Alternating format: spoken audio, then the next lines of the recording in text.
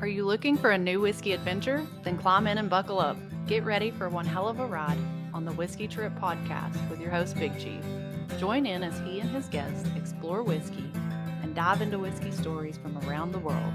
Now here's your host, Big Chief. Folks, you know, here on the Whiskey Trip, we celebrate more than just the pour in our glass. We celebrate heritage, tradition, and the stories that make this country what it is.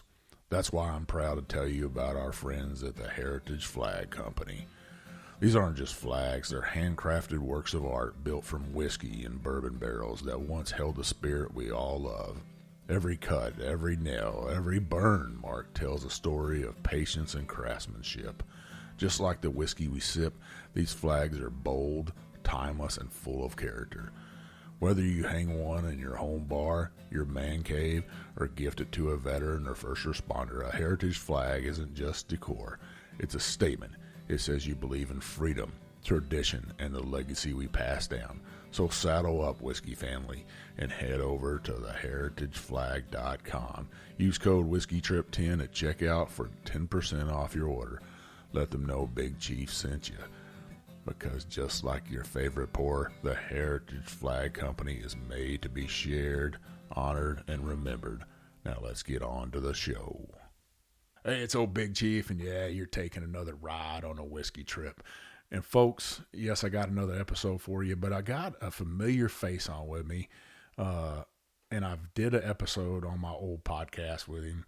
But you know, I saw this sexy bottle out there in Instagram land, I guess, and it's called Silk Velvet. And that was thanks to Jacob Call. I'd seen him post photos of it, and I was like, man, I just gotta taste this whiskey.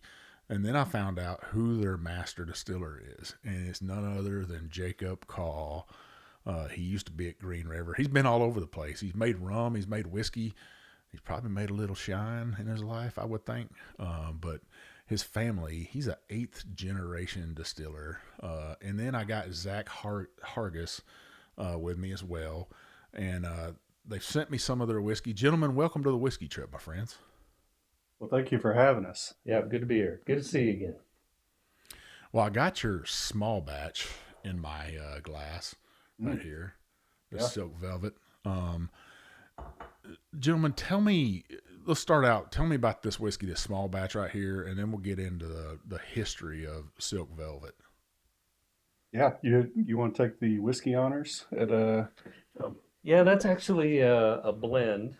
So, I was when I was back at Green River, I was fortunate enough to be able to purchase and bring a lot of barrels with me, from Green River. I'd taste everything off the still, and if I liked it, I'd buy it. And then my business partner, J.D. Edwards in the Western Kentucky distilling here, would buy some. So luckily, we've got some pretty good barrels, I think. And Silk Velvet happens to be a blend of two different bourbons. So it's a blend of 78, 13, 9, and then 75, 21, 4, 70, 21, 70, 21, 9. Mm-hmm. So two different recipes, two different mash bills that we blended together and sampled a lot of different barrels to come up with this blend. It's a true small batch blend. Yep. It's got a beautiful, and when you say Silk Velvet, a lot of people say whiskey smooth, because of that old George Jones song, Tennessee Whiskey. A lot of people don't know that, but a lot of people think Silk Velvet, and it does have that rounded, pleasurable smoothness on the palate, but I get a lot of peanut brittle out of this right here when I sip on it. Just a little bit of that corn forward whiskey with like when you're going to the country fair, as I always say, and you're getting that kettle corn where they put that corn in there and they throw the sugar in there and it starts to caramelize and stuff. But if you threw some peanuts in there too, that peanut brittle is, like Cracker Jacks, I guess. I get this on this whiskey right here. Very, very beautiful. a little bit of spice, but not a whole lot, not overpowering. And that's great from a guy like me that's, a weeder, as a whiskey nerds call us. But I love this. This is beautiful. And this bottle, gentlemen, man, I'm telling you, this is a sexy little beast right here. I love it. This Yeah, is like a that's throwback all. bottle. That's all Zach. Zach did all the marketing, branding, and did a hell of a job, on it. Well, Zach, how did this come about? How did this venture Silk Velvet? How do you dream this up? And it's one of those things that right place, right time, timing all kind of got around. So, I started back in 2019 with Jacob in Owensboro at DSPKY10, and it was while we were at Green River at the time that it actually into our knowledge. So my dad, he's a big antique collector. He'd be one of those guys that you go down on vacation or what, and he's stopping at every antique store, and it takes you, 10 hours to travel for that type of thing. But so, love had an appreciation for history and old antiques all the way as a kid. And then, so it was in his digging and finding. We're also lifelong Hendersonians, so we were born and raised and still live in Henderson, Kentucky. And so anything with Henderson on it, he's trying to find it as well. And he found a lot with some old bottles. And not only were it old bottles, but it had old labels and old prescriptions and receipts and things like that. And it was all from a distillery called the Winstead Distillery in Henderson. And then all the labels were of silk velvet. And so I went to his where he keeps all of his antiques, and he started showing me all this stuff. And since I was working in the whiskey industry, he was like, man, wouldn't this be cool to bring back? And as I'm looking at it, I'm like, this is all pretty nice. But my dad's also a dreamer, so he always has an idea anytime you're with him, and which is always an adventure. So it's like, yeah, I mean, these are all cool.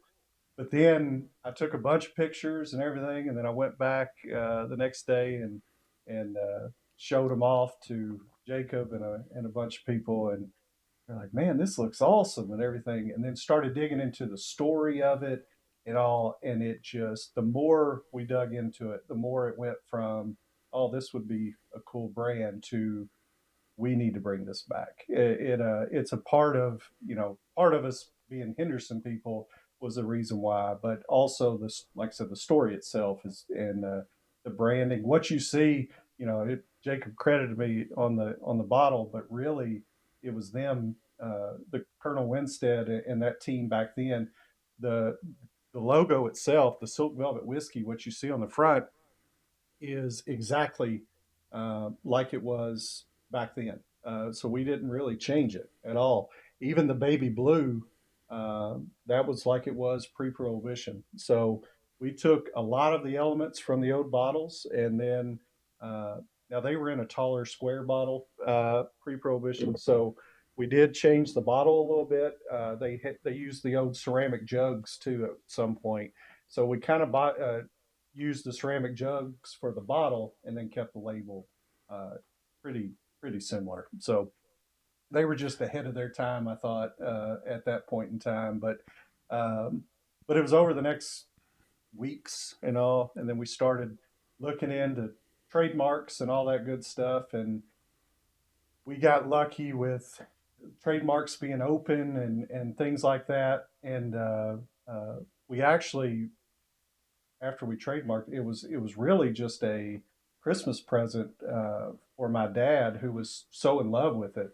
And at first, we were like, "Hey, let's get it, let's see, and talk about it, and see what might happen." And so we gave it to him on Christmas Day, my brother and I, and I don't think we talked about anything else for the next 6 months. Every time we were together, anytime we were looking, hey, when are we going to do this? Hey, what are we going to do this? How are we going to do this?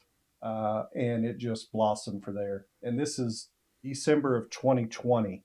And for the next 3+ years, we sat and worked on this in some iteration on and off the whole time. And then finally was able to relaunch it in December of 24. So we've just now been on market for just a hair over a year now. Even the detail down to the cork on this bottle, and I don't know that I've seen this cork in a whiskey bottle, maybe a rum bottle. I'm gonna have to look through my stash of rum, but it just is like a throwback. Is there something different about this cork? So it's got it's a natural cork, but it's also got charcoal kind of mixed in with it as well. And a local company in here in Kentucky produces it. But when we saw it, we just fell in love with it. It just matched the vibe we were trying to go for with that pre-prohibition look, and just thought it just, I don't know. It was like the icing on top of the cake, right? As soon as we put it in, it was like there it is. Yeah. Well, I always say it is a beautiful bottle. The cork, like you said, the label, everything hits off right. But all that could be for nothing. And I've seen a lot of whiskey out there like that it has everything beautiful about it. But then you open it up and taste it, and you're like, okay. Somebody missed the mark on the whiskey itself. But on this right here, and I've had plenty of Jacob's whiskey before, and none of it for me has missed the mark. I might have missed the mark when I say tasting notes, and he's like, kind of give me that sly, like, does this Joker really taste that? Like whorehound candies or something. But, I taste what I taste, and whiskey brings back memories. And, as a little kid, my parents are pretty poor. My mom was pretty poor, and getting a box of Cracker Jacks back in the day was a big deal for me and my brother to share. So that little toy fight over the toy inside. No, yeah. Nah, we didn't care about a toy. we were country boys. We'd throw rocks at each other, have a good time. Grew up on a creek bank, fishing and stuff. That was but to have a box of Cracker Jacks, and then just to bring back that memory of, something of my childhood, or if my grandfather took us fishing, and that's, he'd buy us a box of Cracker Jacks. So to bring back those memories for me, whiskey does that, and the taste of that is amazing. And I love that. Usually I only get that peanut taste, it seems like, out of Bardstown area. And I don't know if it was the hills there or what it is, but maybe it's the water. And maybe you guys are under that same aquifer down there in Henderson. I'm not sure. Or will this really come out of Owensboro though, right? The water. Yeah, this was some stuff that I had made at Green River.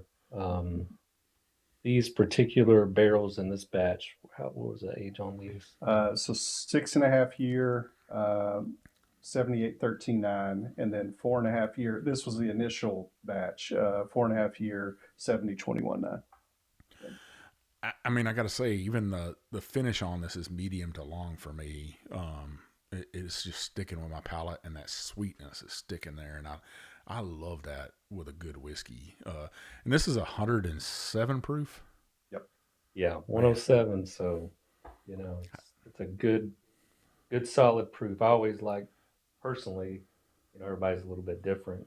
Even within our office, people have different proofs they like, but for me, I like, somewhere between 100 and 110, something like that. 105 to 112, somewhere in there is kind of my sweet spot. And we got, one guy here that's got to be like super high proof, but for me, it just kind of hits a good sipping spot. You can have a couple, and I just like the proof on it.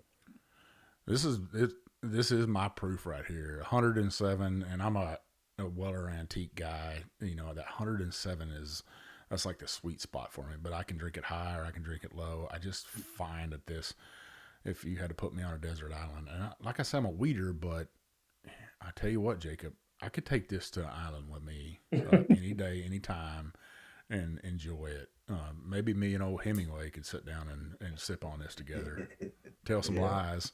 catching fish. I don't know. I don't know. Well, Jacob, how you left Green River in Zach's telling you about all this stuff. What was your thought process on this? Was it just like, hey, here's another dreamer that has this idea, and Yeah, we built up Green River. It was just a fun, hell of a project. The whiskey industry was going crazy. We expanded 3 times and got bought out by Pritzker Capital out of Chicago, which had bought Bardstown Bourbon and then bought Green River 3 months later. And I just I've been through transitions and mergers and stuff, and just really wasn't something that I wanted to do. So JD Edwards was our corporate controller at Green River, and he kind of knew we were for sale and decided that he didn't want to stay either, and convinced me that we should go and build our own distillery. So he didn't have to twist my arm too hard, being kind of an entrepreneur anyway, and you know, um, it was just I always say rebuilding, Green River was a once in a lifetime opportunity to get to bring a historic distillery that was vacant for 25 years and rubble back to life. Well, building my own distillery is another once in a lifetime opportunity. So we broke ground November 2022, and we started distilling 9 months later, July of 2023. Um, and we've got 80 acres, 6 warehouses. I think we've made about 75,000 barrels since then. Um, now we're doing bottling for brands like Silk Velvet and Hemingway, and doing some of Western Kentucky's single barrel picks for people. So, we're it's been a fun ride, and we're just continuing to really kind of get into brands now. That's kind of the next phase for us, and um, so yep, that's where we're at. I did not know that you guys bottled Hemingway. That was just on the spur of the cuff. Uh, Man, what? That's a good thing to know. Yeah, yeah. So I'm a part of the Hemingway, brand and group, Hemingway Rye Whiskey. That that is actually currently bottled in Florida at my dad's bottling place there. But we just launched a bourbon, and it's really only available in Florida currently. But we do bottle that here at Western Kentucky. Yeah, I got two friends here in Texas, and they're Ken and Kevin Hemingway. Their dad's served in the Air Force for he retired out of the Air Force, I think 24, 25 years, and uh, every time they see a Hemingway bottle, they kind of go crazy, and they'll be great when they're watching this. Ken and Kevin, I can't wait to see your expressions and what you have to say to me. I've had both of them on my show. They're great whiskey guys that have their hearts in the right place in this community, and that's nowadays sometimes that's hard to find. People just want to make money off of it, and they love it for what it is. It's good whiskey to drink with good friends, um, and I'm glad to see that you have kept going. I think it would have probably been easy for you just to step away at this point in your life, right? To say, okay, I can do something else, but you obviously love being a distiller and making whiskey. Yeah, I guess I'm eighth generation. Um, so my first was Samuel Call. He came to Bourbon County, Kentucky in 1791. And then, more modern times, my my grandfather worked at Jim Beam. My dad worked at Jim Beam, and kind of cut my teeth with my dad down in Florida. Florida distillers making rum, and did all the Cruzan rum stuff down there. And just always wanted to come back to Kentucky to make bourbon. And it's I don't know what else I do. Working at a place like Green River, I was the GM and the master distiller, but I didn't get some massive payday, that's for sure. So, but yeah, making bourbon is, I wouldn't say it's a job, but it sure is a fun job. Well, and Well, at the end also, of the day, you get to drink some whiskey, right? I mean, that doesn't Right. hurt. The waiting, like that old Tom Petty song, the waiting's the hardest part, I guess. But Sure. luckily, there's plenty of barrels I made floating around out there that we're able to use and stuff like this. So that makes it pretty sweet too, to actually get to use stuff that you made and sort through them. And gosh, I don't know how many different barrels we've tasted and tried for yeah, these few batches here. So. yeah, that one. Well, just to compound on that too, we wouldn't let him step away. I mean, he's too damn good at it. So, why waste that talent, right? Uh, you know, but yeah, on this one alone, it took us about 6 months to come up with this mash bill and this. And another fun part about this mash bill is uh, so when Jacob resurrected the old distillery, the very first mash bill y'all ever ran was 7813.9. And so his dad, who was at when he was at Jim Beam, worked under Booker No to learn that mash bill. So I guess it decided, yeah, that was going to Yeah, be it. the funny story is, my dad came up and helped me, get Green River going. And, I said, well, what are we going to make first? He said, well, we're going to make 7813.9. I said, all right. So, we did that for a little while, but then he had to go back home to Florida. So, like any good son, the day he left, I changed the recipe to 7021.9. So that's kind of how we, got onto that mash bill. So, but we would always make some 7813.9 every year, but majority of it was 7021.9 after he went back home. Now, I got to ask this question for both Silk Velvet and Western Kentucky Distilling. It, I'm a weeder, so is there a weed in the future? Yeah, we've made tons of wheat. We've got, that's one good thing. We've got a lot of barrels here, and there's a lot of Green River barrels here that I had made. A lot of wheat here, but here at Western Kentucky, we make high rye bourbons, high corn bourbons, wheated bourbon. We've made single malt. We've done rye whiskey. We've actually grown rye here on site at the distillery, and we've made some rye whiskey out of that. That'll, several years down the road. But yeah, we do a lot of different things, a lot of different mash bills, recipes, and all that'll be one day. Well, I can't wait to see a bottle of Silk Velvet be weeded. And I'm imagining the label might be, is it going to be another color blue or is it going to be green? So we've got a couple things in the works, and that one will have to be unveiled at a later point. But and really the actual answer is still working on it. But we can put some mystery in it. I mean, look how many years it took him to get to this. I don't know if a few more years. I would like to see him, and I'd be like, I think it looks pretty good, Zach. And he's like, I just need something else. And like 6 months later, I'm like, I think it looks pretty good, Zach. And, I just need something else. Well, Zach, is this like a dream come true to you? Who gets to work with an 8th generation distiller? First off, No, not very many people on the face of the earth, right? And Yeah. then with his knowledge and his background, did you just kind of, I know your dad, you said, stumbled across it kind of, and he was a dreamer and talked you into this, but I'm sure, what'd you do before you went to Green River? Was you in whiskey?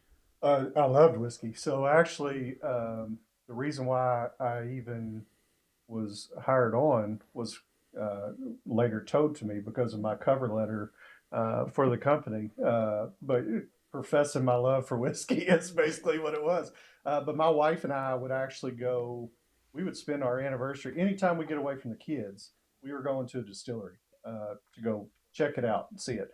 We both just loved it. And I think at some point when you're born and raised in Kentucky, you go through a little bit of horse racing here and there, and basketball. But you find there's a point in time in your life where you fall in love with whiskey, and we just happened to do it, years before, and we would see them. And it was a year before I put my application in. We actually went to the distillery in Owensboro and toured it, and uh, loved it. I mean, we were like, hell, we didn't even know that we had a distillery that close to us at the time because it had just started up. I think y'all were only running about 6 months or so. And so when I saw a chance meeting, I saw the job posting come up. I called my wife immediately and said, I'm putting in an application. Don't know if it's going to work or not. And then was lucky enough to get hired in. And I'm still pinching myself to this day that it happened. And it wasn't just that being into, getting into the industry and seeing it, whatnot, but it's multifaceted. It was getting in at a time where a distillery, the 10th oldest distillery at the time, getting to see that grow from rubble to what it is now. We were able to, bring back the Green River name to that distillery, and getting to be a part of the barrel pick to pick the very first whiskey to ever carry the Green River name. It was the team that was there. The team that was there, and we still talk to this day. And hell, half of them work with us now here. But it was the team was great, and then getting to know Jacob, and not only is he a great whiskey guy, whiskey maker, but he's a great guy. And so that was hell. You made me cry. Yeah, I'm getting a little myself over here. So I didn't bring tissues over, but it wasn't even whiskey that we bonded over. It was actually golf outside of it. So when we're not drinking whiskey, we're finding golf balls in the woods. But it was all of that getting wrapped into one, and then getting this opportunity with Silk Velvet. When I first talked with Jacob and all about Silk Velvet, it was like the brand, the logo, the branding is beautiful, the story is great. I said, but the one thing we're missing is great whiskey. And so we were lucky enough that he said, he would get us the good stuff. So that is, it's been, and then to come over and build this place too. I mean, it's been a journey I never thought I'd be on. I just was a guy that loved whiskey and just thought, hey, here's my shot to get in, never knowing that it would turn into what it has. And like I said, I'm still pinching myself. So. Well, that's a good cover letter right there. That's people paying attention. I love it because I went on an interview. I was still on active duty in the Coast Guard in 2015 or 2016, I guess. And I had a job interview over in Louisville, Kentucky for the Coast Guard as a civilian. And I went over there and I did my interview. And at the end of the interview, the panel that was sitting there with me, that the lead, she was like, tell me some stuff about Louisville, Kentucky that you know. And I was like, well, they make baseball bats here and they got the Kentucky Derby. And I said, they got this amazing brown water. It tastes so good. And not one person laughed. And I was like, shit. I left and the Ohio River. Well, I told them, I said, bourbon, bourbon. And I left and I went back to the hotel and told my wife, I said, I don't think I'm going to get that job. I made a joke about bourbon and it being good brown water, and not one person laughed. And I was like, oh, well, I said, easy come, easy go. And that's life. And went out that night and had a bunch of whiskey with an old Coast Guard buddy, Steve Johnson, that lives right by Jim Beam. And we had a good time and drove back on Thursday to St. Louis. And I'm going to work on Friday morning. The phone rings and they're like, hey, we just want to offer you this job. And I was like, what? They were like, we loved your joke. And I was like, well, I wish you'd laugh a little bit at it because I've been stressed out. I was thinking I might find another job, but They had their poker face on. And yeah, they sure did. But that's life right there. And if you told the truth of, hey, I love whiskey and it runs in my blood, and I think that's the great way to be, is just tell the truth. And the truth about this whiskey is it's absolutely delicious, because I rarely do I pour 2 glasses of whiskey of the same bottle in a show, and I'm on my second glass. I'm almost finished with it, actually. This is actually pretty good. And this is a great ending to my day right here, is to sit down with you two gentlemen. But on the second half, I'd like to, I'm going to be sipping on a single barrel of your guys's. But I also like to dive into Western Kentucky distilling and talk about that 80 acres there and your steel and all that when we come back, and kind of dive into that and what the future looks like for Silk Velvet and Western Kentucky distilling, and maybe to see how old Big Chief can come up there and do a single barrel pick. There we go. Because this is mighty fine whiskey, and I think some of my friends might like to come take a tour and drink some whiskey with you gentlemen, and maybe do a single barrel pick. I'm sure we can make that happen. Yeah. Everybody always calls me up and they're like, you know some people, and I was like, I damn sure do. It's a good problem to have. So, well, listeners, you stick with us. When we come back, Jacob and Zach are going to take us through the distillery. We're going to sip on this single barrel pick, and we got one amazing giveaway for you, as always. I think I'm on 54, 55 giveaways. Hopefully social media doesn't shut me down. But I intend to keep doing these giveaways to give back more, and I can only do that because of great guests, great distillers like Silk Velvet and Western Kentucky Distilling. Stick with us, and we'll be right back. The Whiskey Trip is proudly sponsored by Guardian Coins, a veteran, family-owned and operated company that understand what it truly means to honor service, story, and tradition. Guardian Coins just doesn't make the challenge coins. They craft symbols of pride, legacy, and camaraderie. From military units and first responders to distilleries, brands, and special events, every coin is designed with purpose and built to last. Here at the Whiskey Trip, our official Whiskey Trip Challenge coin was brought to life by Guardian Coins, and it represents exactly what this ride is all about. Craftsmanship, community, and sharing a great pour with amazing people.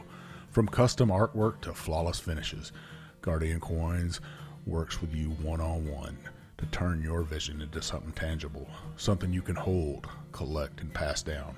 So if you're looking to create a coin that tells your story, whether it's from your unit, your brand, or your next big milestone, trust the folks who know how much that story matters. Visit Guardian Coins on Facebook and tell them Big Chief from the Whiskey Trip sent you. Now pour something good, and let's get back to the ride. All right, listeners, we're back for the second half with Silk Velvet Whiskey. I got Zach Hargis and Jacob Call still with me. And on the second half, you guys had sent me this right here, this single barrel with that baby blue. Sexy bottle again, that cork. But the whiskey in this, tell me all about this whiskey right here, single barrel. So, yeah. So this is a 6-year-old or 7 on this one, you think? This one particular is 7, I believe, that we're trying. A 7-year-old, 75 corn, 21 rye, and 4 malt, 107 proof.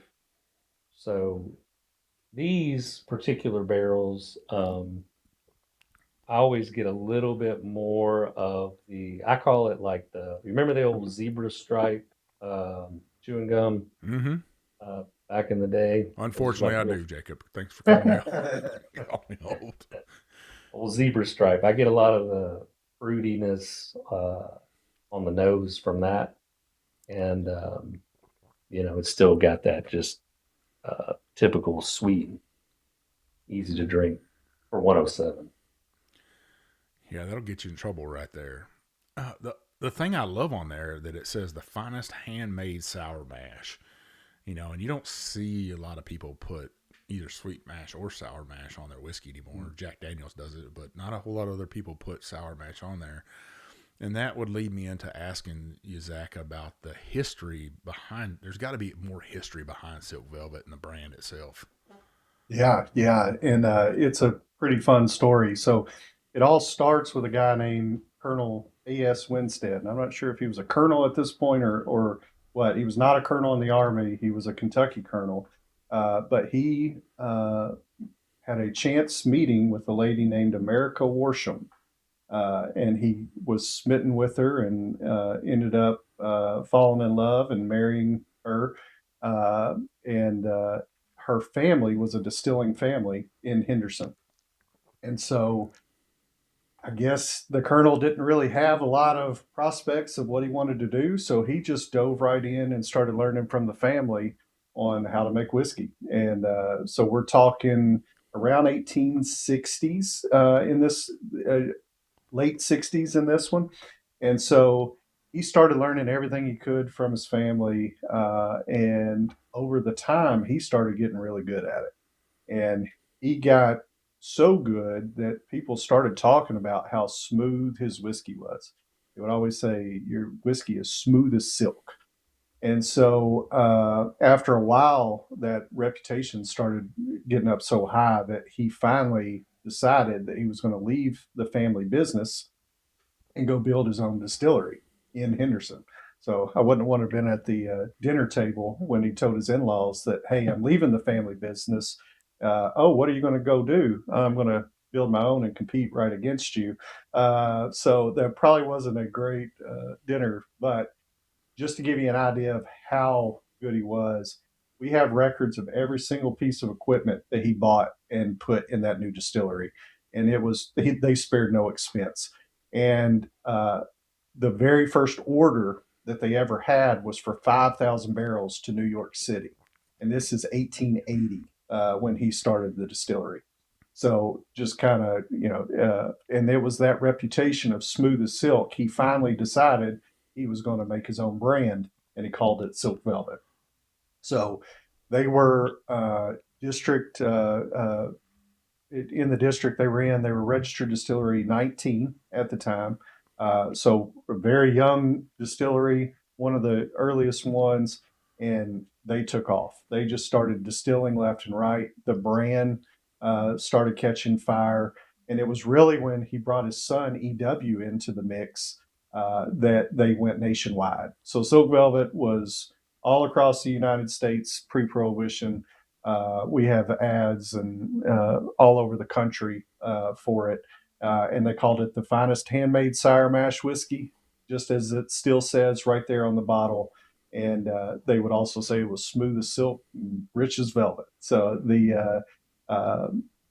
and it would still be around today, except for the fact that the colonel ended up getting sick. His son, E.W., after a while, ended up getting sick as well. And it was right before Prohibition. The colonel actually passed away. E.W. was in bad health. And then, as a lot of those old distilleries right before Prohibition also caught fire. So there was a lot that hit right there at Prohibition, and then Prohibition itself being the final nail in the coffin that kind of wrote the story for Silk Velvet itself.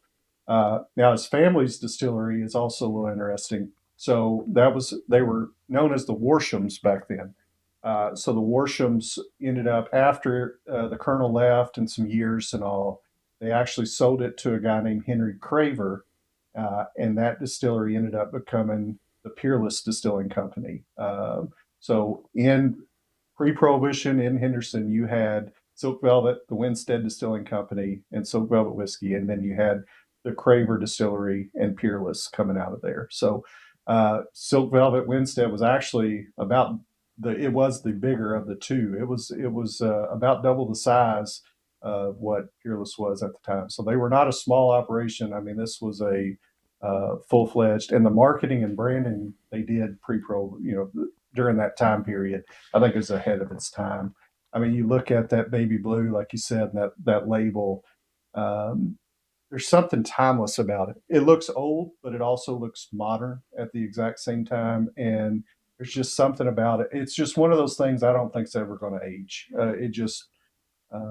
They were, like I said, they really knew what they were doing on that. But Well, I think it sticks out, and it'll stick out on the shelf. That bottle itself, everybody the bottle that everybody knows. And I was thinking about this today because so many brands are changing bottles and stuff. I just saw an article today that Bardstown Bourbon Company was changing their bottles, and I noticed a lot of people were pissed off about it.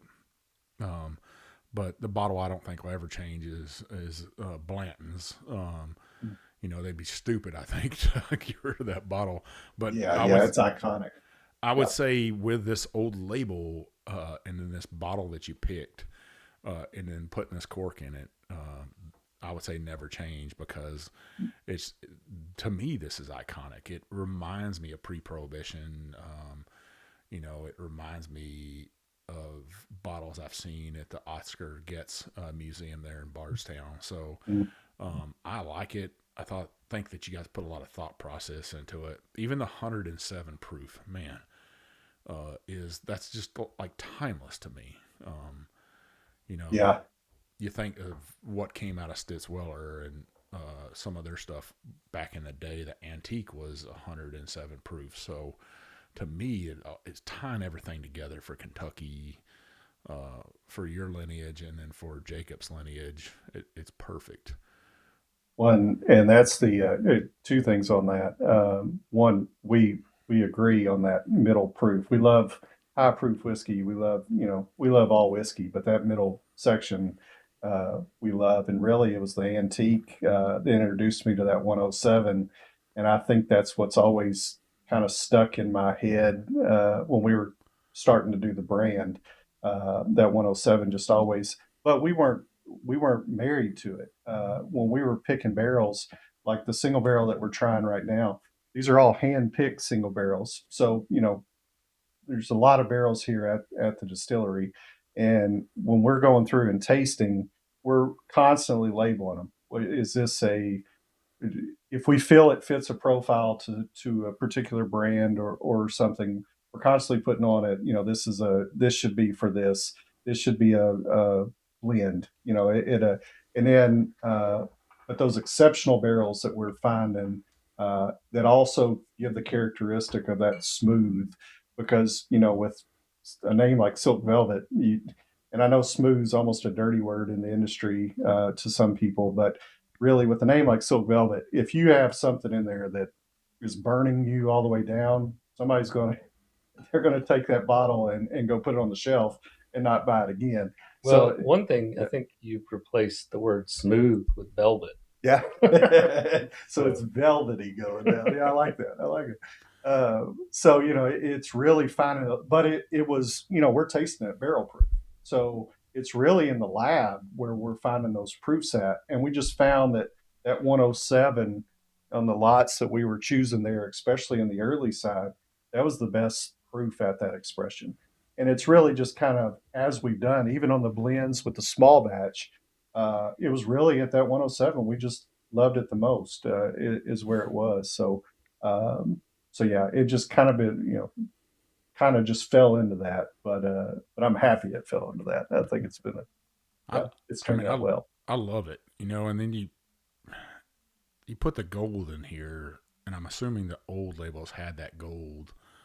Yeah, so actually, I actually have an old label. I know it's let's see if I can get back here to it. Yeah.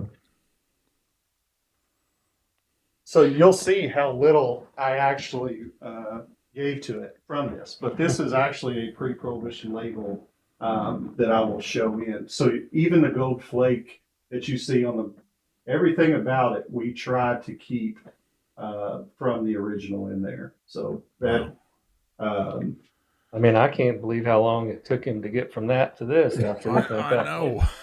Hey, they'd already did all the work for you. They did. They did a lot of it. Yeah, they did it all for you. The question is for you two: are you both Kentucky Colonels yet? We are. Yeah, I've been one for many a year. I don't know, 20 years probably. Yeah.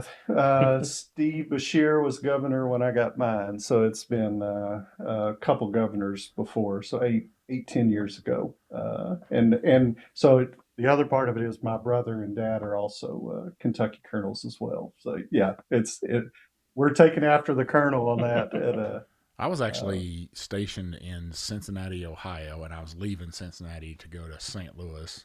And they, when you leave a military unit, they give you a bunch of awards and all kinds of going away gifts, and especially if you've done some stuff there. And it was a great 4 years in Cincinnati, Ohio. I did a lot of stuff there, and a small Coast Guard unit right on the river, right like probably a mile and a half up the road from MGP. Is how far the unit is. There's a little place there called Henderson Ferry that will take you across the river, and the unit's right there by Henderson Ferry. For all you Ohioans out there, they're Cincinnatians, I guess that's what they'd call you. But they pull out this big certificate, and people start walking in the room, and I was like, "What's going on?" And they're like, "We're going to make you a Kentucky colonel today." I was like, "Man, that's pretty badass." I would have never thought of it and stuff, and then you get to hear some of the people that have been a Kentucky colonel. So I got that framed in my office here in Texas, and pretty proud of that. Now I don't make people call me colonel. Yeah, we don't either. They do. Some people still call me chief at work, but I just say just call me Mike or Mr. Hyde or something like that. But I still love that the state thought enough of me to make me a Kentucky colonel, and yeah, that's cool. I can just see you two walking around, Colonel. So a couple other questions for you. You've built Western Kentucky Distilling. What size is your still there that you have now? So we have a 36-inch Vendome, 15 fermenters. They're 15,000 gallons each. We make about 165 barrels a day. We can make about 55,000 barrels a year if we're, cranked up and running 24/7. With the way the industry is now, we distill really more on demand. If somebody gives us a big order, we'll run and we'll make barrels, and might do that for a week, and then we might go and bottle for a couple weeks. And so just very flexible, I guess, in what we can do here. And is your grain all coming from Kentucky, or are you having to source grain from all over? Well, all of our corn comes from Kentucky, really 5 or 10 miles away. We've got 3 really big farmers that we deal with. We have grown some rye here at the distillery and neighboring farms that we've used, but all of our malted barley will come out of Saskatchewan, and then the rye primarily will come out of the upper Midwest. So, listeners, did you hear that? It takes other states besides Kentucky to make whiskey. It even takes another country. I just wanted to point that out there to folks. And when you were at Green River, a lot of your water was coming from off the river. Did you guys pull water off the river? No, we had 3 wells there, and I mean they were right by the river, so it didn't come out of the river, but that aquifer is pretty close, right on the river. Here at Western Kentucky, we do have a 300-foot well that gets down in some of that famous Kentucky limestone water. So we got really good water here at the distillery, and we use that well water in all of our cooking and fermentation. Now, what's the plan if that well goes dry? Well, luckily it hasn't, being that deep yet. I don't know if I have a backup plan. You're like, don't put that evil on me. Let that sucker go dry and see what happens, man. You talk about some trucks running in there. So you guys have enough storage for about 250,000 barrels, I read.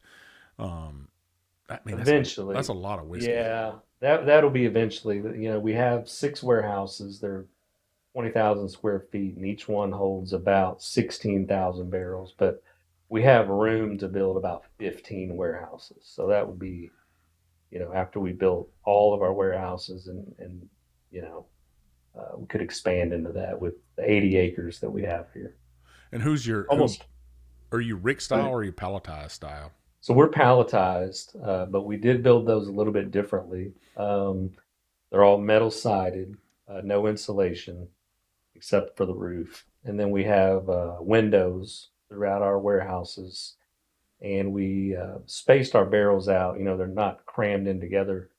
They're all on a hill, so we get really good. We have exhaust fans, so we get a lot of really good airflow moving in and out of the warehouses. And we have been extremely happy with the way that our whiskey is aging. I would put our coming up on 3-year-old now. I mean, it's as good as some 5, 6-year-old stuff. Um, we're really happy with the way it's aging. So I mean, Jacob, you worked in rum for a long time and made rum. Does rum distilleries, did they rick their barrels or do they palletize them? How do they store their barrels? Yeah, most of them are palletized. We use all palletized, and those are a once used bourbon barrel for rum. And, the heat certainly helps with rum aging. But yeah, mostly palletized. So I don't think a lot of people realize that. They just think all whiskey or all spirits is stored like that in barrels. And to go around the world and get to go to different distilleries like that and see that is quite amazing. That some stuff is ricked and some is palletized. And in modern day, I could see a rick house in the 1800s making sense because you don't have a forklift to move stuff around with, right? But Yeah, now we yeah, got forklifts. yeah. I mean, there's so much less labor. They're safer, cheaper to build. We were growing so fast. There's no way we could have kept up with building a traditional. Plus, we didn't have that much money. They're 5, 6 million bucks for a traditional, and palletized like we have is about 1 million. Um, but we stack them 6 high, and like I said, we've been super happy uh, with how they're aging. We open all the doors up, in the spring, in the summer, and just get that really good breeze. And in Kentucky, we get all 4 seasons sometimes in the same day. So aging is nothing like walking around or near a warehouse in Kentucky when you've got the humidity in the air, maybe a little fog is in the morning, and that whiskey will just sit on the fog, and you can just smell it when you're walking around. You really know the barrels are doing something on days like that.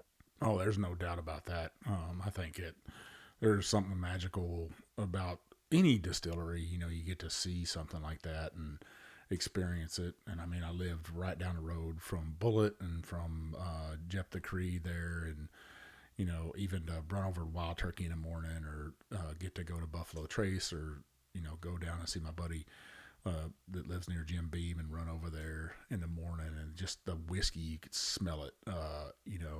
You could smell them cooking. Even in working downtown Louisville and stuff, a lot of people didn't realize. They were like, "I smell bread cooking," and I'm like, "No, that's not bread. That's whiskey." And they're like, "Are you sure?" And I was like, "Yeah, I'm pretty positive. That's whiskey being cooked." They're like, "How do you know?" I was like, I just know. It is something magical, and that you guys have created something and brought back something to Henderson there is absolutely beautiful, because it would just be another distillery in the mix in Louisville area, right? Yeah, the Henderson connection, like I said, is really important to us as far as getting the brand back. And then another kind of fun aspect of it is I actually live on the exact road just about 4 blocks away from where the original distillery was. So I mean that shows you how kind of close we were with everything on it. But yeah, it's been not just for us as a family, but I think for the community as a whole. bringing back Silk Velvet. You saw when we were working on the brand. I remember one day I came in with a T-shirt, and it was already fully done of the old label and everything else, and nobody knew that we were bringing it back at the time. It was just somebody in the town that wanted to put Silk Velvet on a shirt and sell it in the local mart. Really? And yeah, and so when we saw that, we were like, hey, not we knew what it was at that point now, but then it dawned on us that there's still a connection to this brand in this town, even 100 years later, with it just showing up. So the community has really, uh, you know, taken us and really embraced us, and we just couldn't be more happy with how the town and all. And we launched it in Henderson when we finally relaunched December of 24. We launched Henderson only for the first 2 months. We wanted it to be back in Henderson and really celebrate it with the town itself, and before we expanded out. And yeah, they have been great. You go down in downtown Henderson, you can find it anywhere. They've got cocktails and all the local restaurants, and they've done some creative stuff all through, and we've been happy with how they've really taken to it. You know, Zach's done a really good job too with just getting it out in the market. I mean, I tell people I don't know this, but just by judging that it's probably one of the fastest growing brands in Kentucky this year. Just the way it's everywhere now, you know, and I don't know how many states you're in now, but it's just 1 year. He's all over the place. Well, And we, yeah, and we really have, you know, I've been working on it, but really too, we have the Kentucky Bourbon Festival to thank on that as well. So it was Kentucky Bourbon Festival this year, to where we set up, and everybody getting to come and taste it and all. And the reception we got from there, of course, you know, everybody loved the baby blue and everything else, but most important to us was the whiskey. And people really, really, you know, latched onto it and loved the taste of it and everything else. And the buzz and everything we've gotten since then has been just phenomenal. A funny little story. We started Kentucky Bourbon Festival. We went that Bourbon in the Air that night for the VIP event, and the first hour probably tasted about one person through the whole time, and then hour two maybe one or maybe two, hour three maybe about five, and then we finished up that night going, what in the heck did we get ourselves into, and what are we doing here? And then Friday morning, the start of the main festival, that first 2 hours, about the same thing. And finally, we took a barrel out in the middle of the aisle, and we just started pointing at people like, hey, you want to come try some whiskey? And the first part of it was, well, I don't know anything about you, but we'll come try it. And that turned into, for a couple hours of that, it turned into, hey, I was told to come here and try your whiskey. And after that first couple hours on that Friday, we didn't stop serving and tasting and talking and until the festival was over. So it was fun to see when that kind of switched over from we don't know anything about you to hey, we got to try this. Yeah, and it was still to this day one of the coolest things I've been a part of. Just seeing everybody really start to latch onto it after a while. I love and it. all thanks to this man. Yeah. Well, I mean, let's be honest. You got to have a salesman. You got to have somebody that's easy to work with to get the whiskey out there, to launch a brand. Marketing is very important, but marketing can also ruin you if you do it the wrong way. And if you don't have somebody that believes in a brand. I got to give you some kudos, Zach. I texted you and said, hey, this is who I am, man. This is how I got your number.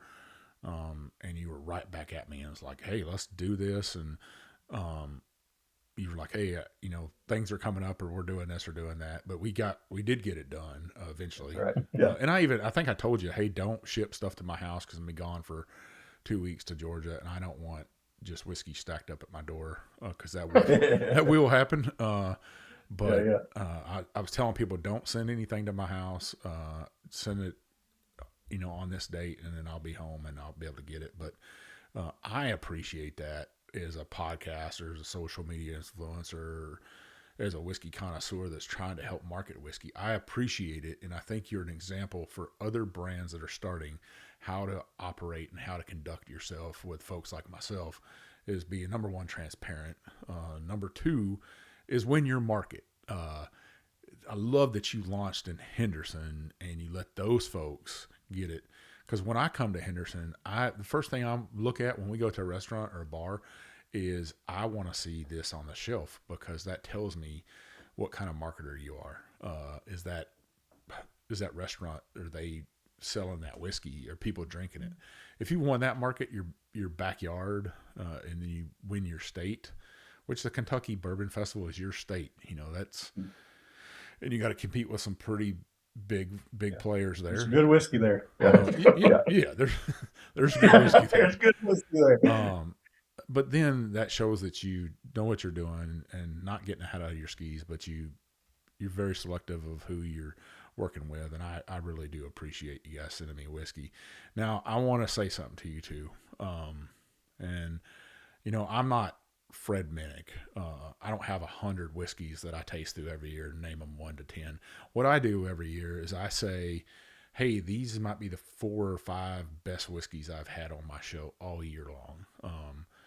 And it's early in 2026. But this whiskey right here, I'm thinking back on it and I'm like, God dang, it's so good. But I will let my brother did this last Christmas for 2025. We sit down and I had 5 whiskeys or 6 whiskeys that we tried, and I picked one of them in a blind. So I'm going to put that bottle up against, at the end of this year, up against this, because I really, really love that. I'm shocked at how good it tastes. And I don't know who blended that. Was Jacob, did you blend it, or? We both did. Yeah. I mean, he narrows it down, and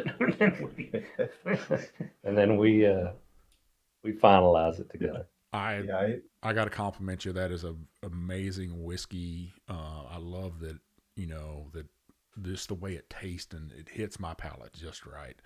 My brother's like, man, you got this weirdest palate, but I'm left-handed. So, maybe that has something to do with it, that I'm left-handed, but we'll definitely put that. I put a star on the label. It'll go in a certain cabinet, and at the end of the year, we'll pull all those bottles out.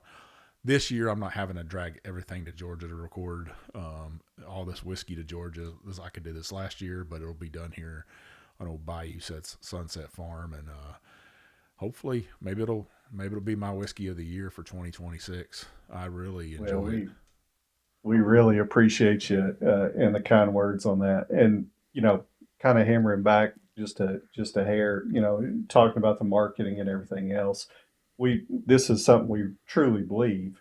You can have a great package, you can have great marketing, you can have all this stuff, but if you can get somebody to buy your product once, but if it's not good whiskey, they're not buying it twice.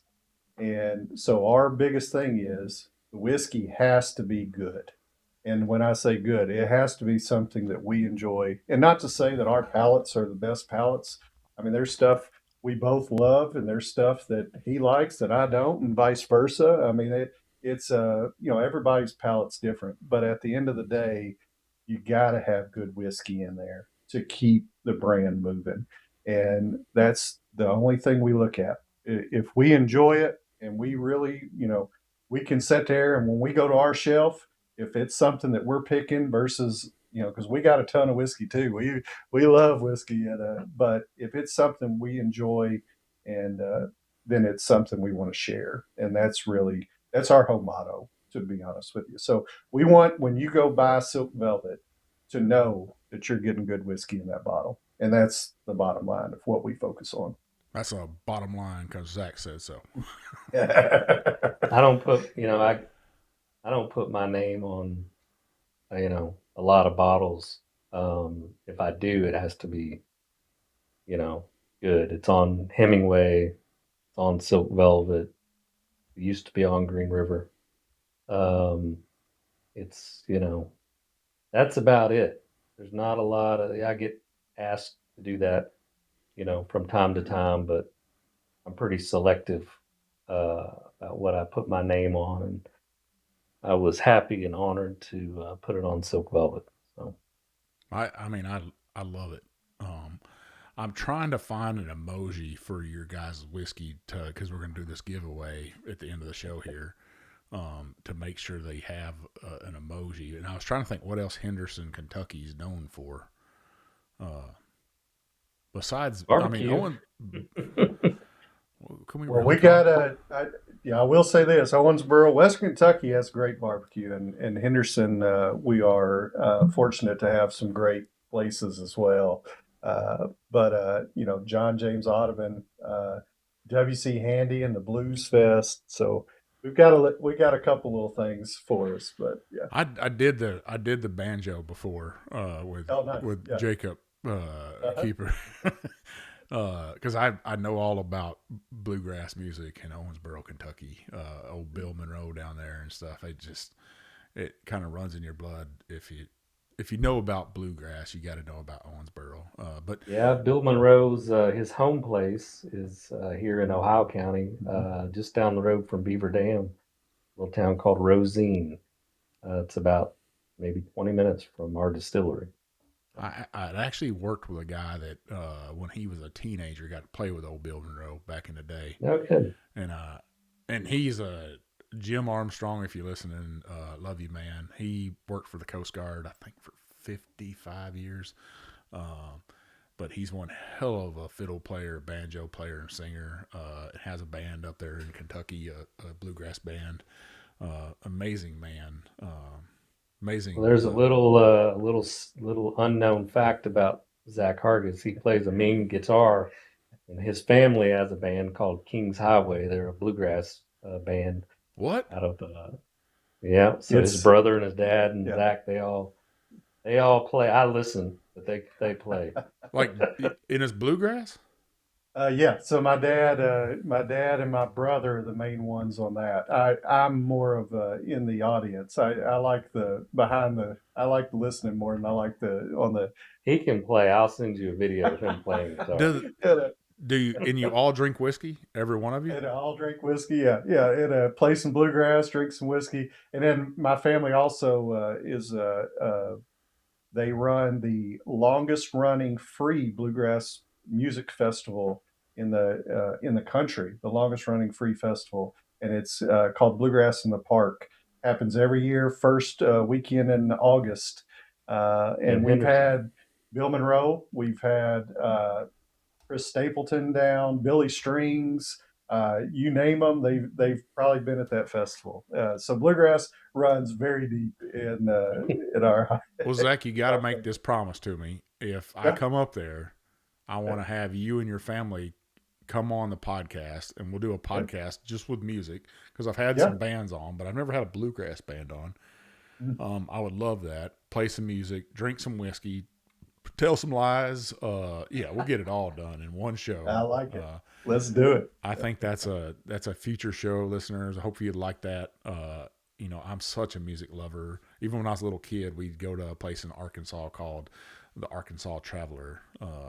Back in the day, that's kind of old school. It's not there anymore. They got rid of it. But you used to see people like Minnie Pearl there, and Bill Monroe, and all kinds of people. They'd travel there and stay for a couple weeks. Yeah, that's what I grew up on. And there was people playing music at my house pretty much every day growing up, and then the weekends was different bluegrass festivals every weekend. And drinking whiskey. Yeah. I love it. Well, guys, I've probably kept you. We've went over, like I said, if it's a good episode, it goes over. No problem. Enjoyed it. Enjoyed talking to you again. I do. I love whiskey. I love good conversations, and I love getting the story behind Silk Velvet, and just drinking this whiskey. I mean, people always ask me, "What's your favorite whiskey, Big Chief?" And I say, I was thinking about that this morning. How many bottles we have at our house and how much whiskey I get to drink a year. And usually I say somewhere between 12 and 1,500 different expressions of whiskey a year. if I go to a bunch of whiskey festivals, and Mm-hmm.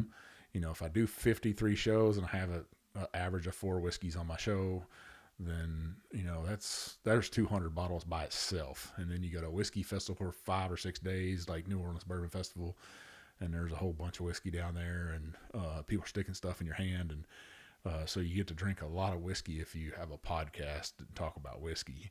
But to find something like this is why I do podcasting for whiskey, is to come along bottles like this that just open my mind up and say, man, this is so amazing. This is so great. That's why I do this, is to find great whiskey, and to tell other, guys and gals about it and say, hey, you need to go out there and find yourself a bottle of this Silk Velvet if you can. So where can we find you guys on social media at? Yeah, so we're on Facebook, Instagram, all those at Silk Velvet Whiskey. You can find us. You can also link to our website, silkvelvetwhiskey.com. You can go find all the stores we're in. You can even order online straight from the website. We ship now to 45 states, and a great partner in Silbach making that happen. And then in retail now, in all over Kentucky, Tennessee, Colorado, and then and we've got a lot more on board coming for 2026. So that's our next part, is getting it to where you can just drive down the road and grab it. So maybe you're coming to Texas. I don't know. Us Texans, we are going to end up being, I think, in 2026, will be the #1 consumer of whiskey in the United States. I know that hurts your feelings, Kentucky, but it's just, No, we keep drink more drinking. whiskey. We want you to drink it. Well, I know, Texas but some is people very like, high. well, Texans do. They could drink you dry if you're not Yeah, careful. yeah. Well, They're we very can't. high on our list. I was Yeah. hoping Crown Royal stopped being sold here, and other whiskeys could take that place. If I can get people to stop drinking Crown Royal, that's my mission in life. Drink That's a American good one to whiskey. have. Yeah, Good yeah. mission. So here's what we're gonna do for this giveaway. You guys sent me a bottle of your single barrel here. So we're gonna give away a bottle of the single barrel to you. One of my challenge coins, not this one right here, because this is a early number, but they're numbered so you can see my logo on there. It's a giant arrowhead. You can see my Chief's anchor on the back with a mic on it. It says "Takes the Ride with Big Chief." This means a lot to me. It represents my Native American heritage, me being a chief in the Coast Guard, and my podcast and the work with whiskey that I do. So that's super important to me. And then I'm gonna throw in one. I just got these in. These new caps. I was out of them, Like that. but my Richardson hats right there with a Whiskey Trip logo. We're going to do all 3 of those things right there for you, listeners. One lucky winner will get all 3 items. And what I want you to do is I want you to follow the Whiskey Trip first, but then follow Silk Velvet on Instagram. And then I also want you to take in tag 4 friends, put an emoji of a barbecue. And I looked, there's plenty different ones on Instagram, but it's like a little ham hock or something, but it's a little barbecue emoji. And then make sure you share the post. We'll run this all week. You'll see my niece, Kenzie, will make different things up for me to post reels and stuff. Make sure you tag Silk Velvet Whiskey. Let's get them some followers on Instagram. Let's build their social media up and let more people know about this whiskey right here. We're running all week on Monday evening, 6 p.m. Central Standard Time. I'll get out there on my back porch and do a little giveaway, and one lucky winner will win this whiskey right here. Does that sound like a fair giveaway to you guys? That sounds great to me. Absolutely. I mean, somebody's getting lucky, because this whiskey is absolutely delicious. It is Silk Velvet for sure. I could see Elvis drinking this. I surely could. Well, it's fun. We think about it. I mean, he's 8th generation, so his family might even been with Silk Velvet, and at the same time. So that's fun thought always. Back then, they probably would have shot each other. Could have been, yeah. Yeah. Well, gentlemen, any last words for listeners out there before we depart here? I mean, You yeah. go first. My biggest thing is just thank you first for having us on, and then just if you just now learning about us, please give us a shot. Just go out and try to get you one, and that's all we ask for. Just give us a shot, try it out, see if you like it, and if you do, tell your friends and all. And just know this is a passion project for us. This is not big money behind some big corporation or anything. This is whiskey people that really enjoy the spirit and the history and just want to share this awesome story with the world. So we thank y'all for giving us this time. Yeah, I don't have much more to add after that, but just really appreciate you spreading the word of bourbon and, sharing stories and sharing brands and, just giving a platform for people to be able to talk about their passions and, what we do every day. So just thank you for doing you, man. Appreciate it. Well, I appreciate you guys sharing your whiskey with me, first off. I got to say thank you for that. But coming on my show and spending a little over 2 hours with me and just shooting the shit, really, it feels like I'm sitting down with friends and talking, and I can't wait to come up and visit. My wife's been hounding me about taking a trip back to Kentucky and kind of going back and seeing family, because that's what the whiskey community is to us, is family. You make relationships with people, you get to be friends, and it really does matter. So thank you both. I really appreciate it. Now, listeners, you know where you can find old Big Chief. You can find me at The Whiskey Trip on Facebook, TikTok, Instagram, and now on YouTube. Make sure you hit that subscribe button. That's super important to me. I have some goals this year. I want to get to 1,000 subscribers. That's my goal on that. The giveaway will also be on Facebook. So make sure you post it over on there. If you want to tag 4 friends on there, put that emoji over there. Make sure you follow all the rules, though. You got to be 21. You got to reside in the United States. Now, if you're listening to me, you listen to Mark Rucker and Matt from The Bourbon Life over on Apple Podcasts, Spotify, and on YouTube. If you're listening on Apple Podcasts, you like what you're hearing from The Bourbon Life and The Whiskey Trip, well, leave us some comments, that 5-star review. Those comments, as I always say, those reviews, they open up doors to distilleries like Silk Velvet and Western Kentucky Distillery. Get great guests on my show like Jacob and Zach here. I really love it. You can even take and copy those comments and put them over on my Facebook page. I'm at 102 or 103 reviews now. I'm not even counting anymore, but hell, if I can get to 1,000 reviews before the end of 2026, man, I'm rocking and rolling.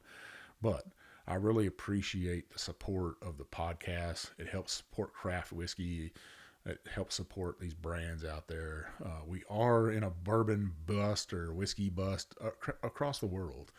And these gentlemen, these ladies, they're going to need our help, because these businesses, they are businesses, and they have real people that work on it and depend on that income coming into their families and stuff. So they're just like anybody else. So go out there, buy American whiskey, buy their products, support them. I'd really appreciate it. Keep watching, keep listening. I got some great shows coming up here. I've got an event on February 28th I'd like you to go to over in Lake Charles, Louisiana. Look up Cajun Yankee. Look him up on Instagram. Look him up on TikTok. Cajun Yankees has a son with a heart condition. He's got an event over there called Hearts and Barrels. My niece will put up the QR code right here for you to go ahead and scan if you just want to give to it. But he's got a great whiskey event. They got some great barrel picks for that event. And it supports all children with heart conditions. So look at that QR code right there. You can give to it. The other charity I'd like you to support is Frontline Heroes Outdoors. That's very near and dear to my heart as a veteran. They take veterans and first responders back out into the outdoors. They really give back to them, get their lives back to them, the stresses they see from their jobs every day. They take them hunting, fishing. They take them to sporting events. They take them to retreats and let them take that mind off of their everyday duties. So I'd appreciate if you hit that QR code right there, give to Frontline Heroes Outdoors. Hell, you might even see me do something with them, a barrel pick or something. So I really appreciate it. I hope you enjoyed this episode. Keep following me. Keep rolling with me. This is old Big Chief, and thanks for taking this ride with me, baby.